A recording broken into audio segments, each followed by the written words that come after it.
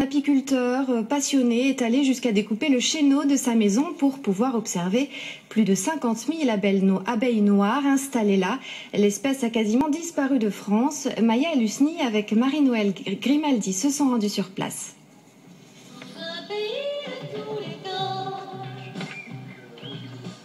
Et si le pays de Maya l'abeille se trouvait là, niché au dernier étage de cette habitation?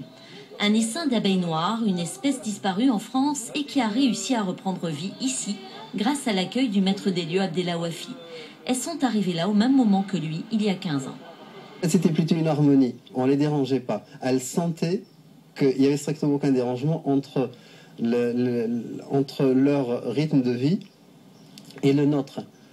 50 000 voisines bien sympathiques et qui n'ont jamais piqué un seul membre de la famille. Elles ont retrouvé dans cette demeure un havre de paix, logé entre le toit de la maison et le faux plafond.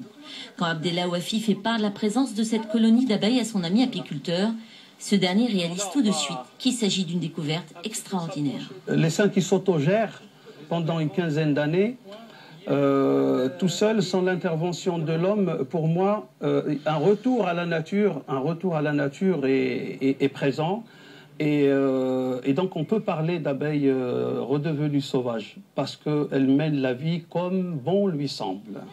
En France, 350 000 abeilles disparaissent par an et en Europe, 30 à 40% du cheptel connaissent le même sort.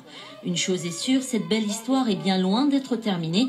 Ce défenseur de la biodiversité réfléchit à l'art et à la manière de les installer tout en douceur dans ses ruches au parc Vauban à Lille. Avant de se quitter, je vous rappelle la principale information de ce journal. Le nord de la